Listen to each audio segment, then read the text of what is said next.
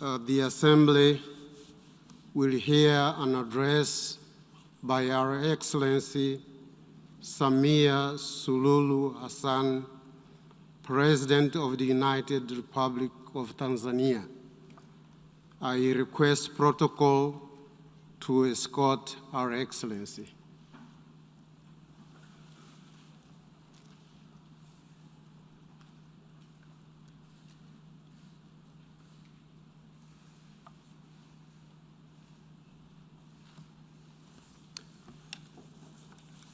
On behalf of the General Assembly, I have the honor to welcome to the United Nations Our Excellency SAMIA SULUHU Hassan, President of the United Republic of Tanzania, and to invite her to address the Assembly. Thank you, Chair. Your Excellency Abdullah Shahid, President of the General Assembly, Your Excellency Antonio Guterres, Secretary General of the United Nations, Excellencies, Heads of State and Government, distinguished delegates, ladies and gentlemen, let me commence by joining previous speakers in applauding you, Mr. President, for being elected to preside over the 76th session of this August Assembly, and for the exemplary manner in which you have been presiding over this session. I also commend you for the able manner in which you mastered to make possible for us to meet physically despite unprecedented circumstances brought by COVID-19 pandemic. The holding of physical general debate this year, albeit with limitations, demonstrates again that humanity and multilateralism cannot and should not succumb to the virus. And thus, where there is a will, there is a way. This spirit is what we need going forward. It is why I support and subscribe to the theme of this 76th session that call all of us to build resilience through hope, to recover from COVID-19, rebuild sustainability, respond to the needs of the planet, respect the lives of the people, and revitalize the United Nations. Mr. President, this is my maiden speech at the United Nations General Assembly. Allow me, on behalf of the people and the government of the United Republic of Tanzania, to thank all members of the United Nations for your condolence message extended to our nation following the untimely passing of our late President, Dr. John Pombe Magufuli, on 17th March this year. May his soul continue to rest in eternal peace.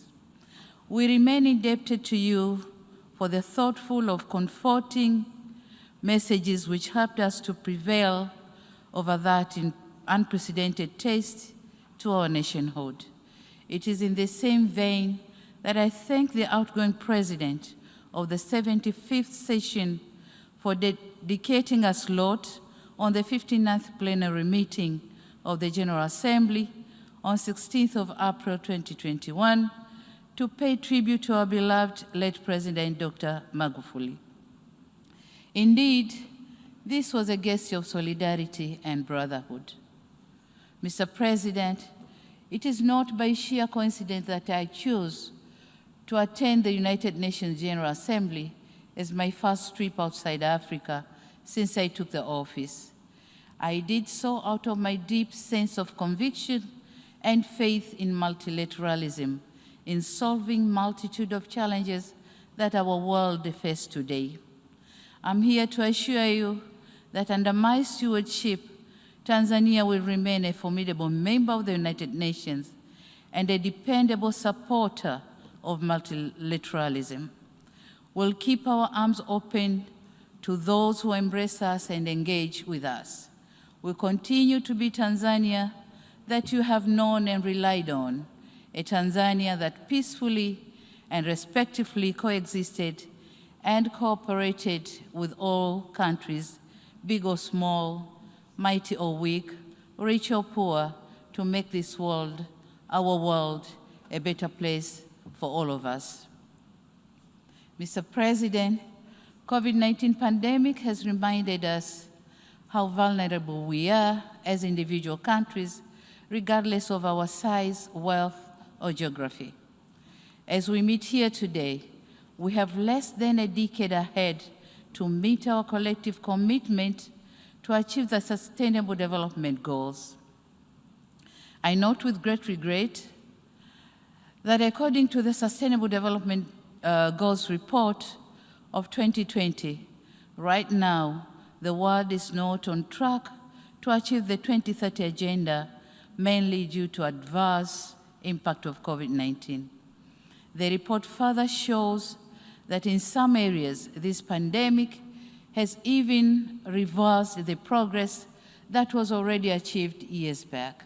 For instance, it is expected that around 71 million people who got out of extreme poverty will be pushed back into that situation because of this pandemic.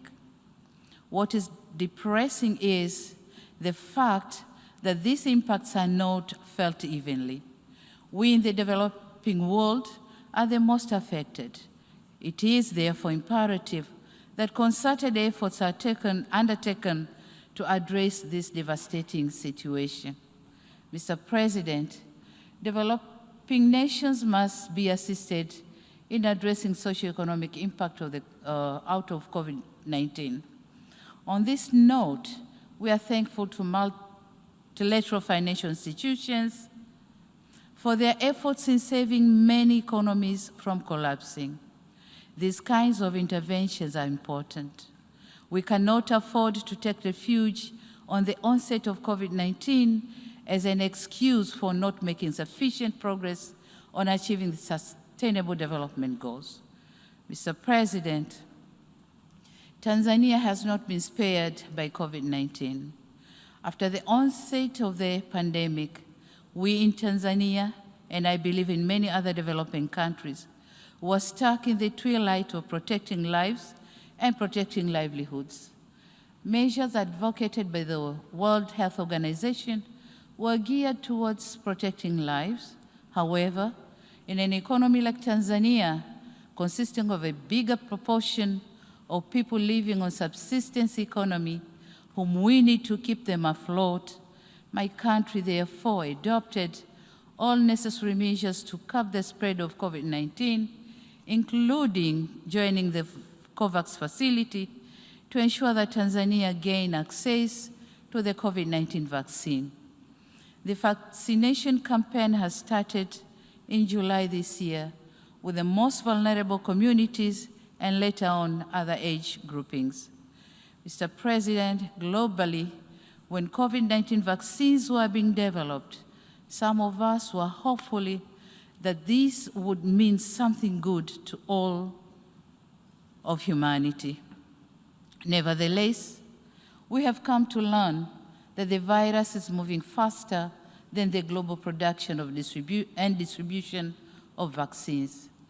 And the vast majority of vaccines have been administered in high and upper middle income countries. With the current pace, it is less likely that we'll meet the WHO threshold of vaccinating at least 40% of people in every country by end of 2021, and at least 70% by the first half of 2022. The level of vaccine inequity that we see is appalling.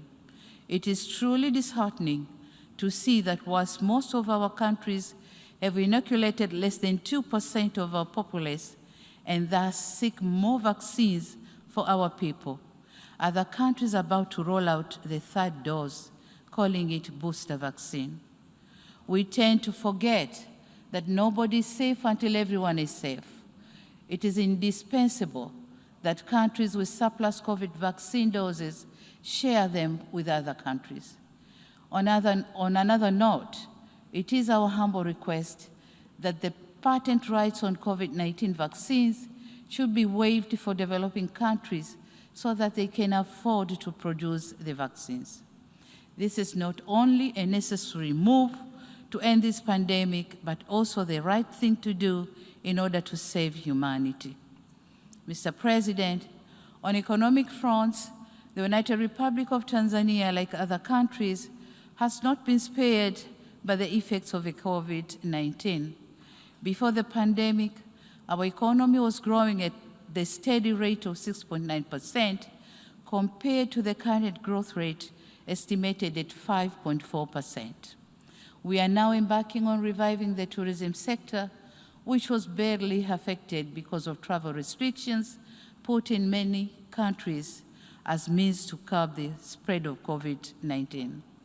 While slowly trying to revive most economic activities suffocated by the pandemic, the government continues to work hard to improve the business environment and attract more investment. Aware of the nexus between economic growth and governance, we managed to maintain peace and political stability with a vibrant democracy and institutionalized good governance practices, upholding rule of law and human rights. Mr. President, I wish to take note of the Secretary General's report on our common agenda, which raises key issues of our common concern, such as gender equality, climate change, and youth development. On gender equality, COVID-19 is threatening to roll back the gains which we have made. As the first female president in the history of my country, the burden of expectation to deliver gender equality is heavier on my shoulders.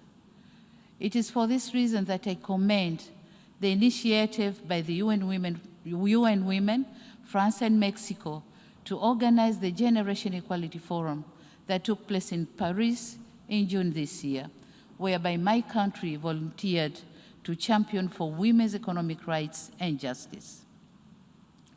Aware that being passionate about gender equality is not sufficient, my government is reviewing policy and legal frameworks in order to come up with actionable and measurable plans to ensure economic empowerment of women, but also other aspects pertaining to gender equality and gender parity. We are also working on designing and implementation gender-responsive macroeconomic plans, budget reforms, and stimulus packages with the objective of reducing the number of women and girls living in poverty. Mr. President, the challenges of climate change are really affecting livelihoods, peace and security, and forceful displacement of our people. Tanzania government spends 2 to 3% of GDP to mitigate and build resilience of communities. And this is a lot in a country which is still grappling with poverty coupled with the emergency of the COVID-19 pandemic. The pandemic has compromised our capacity to respond to harmful impact of climate change. Therefore, our actions today determine the future of our planet in terms of climate change. And in this regard, I call for transparent modality for financial disbursement and emphasize that developed countries should fulfill their commitment to contribute $100 billion annually by 2025 so as to facilitate the implementation of the Paris Agreement. Mr. President, in conclusion, I wish to echo my country's commitment in pursuing the principles of multilateralism as enshrined in the Charter of the United Nations. I urge other nations to continue supporting this august institution. The onset of COVID-19 has given to all of us a lesson that we are deeply intertwined and that unilateralism will not get us anywhere when it comes to challenges that transcends our national boundaries. A wise person once said, and I quote, "Alone, one will go faster, but together we'll go far. Multilateralism must always prevail." Mr. Chairman, I thank you, and I thank you all for your kind attention. Thank you very much.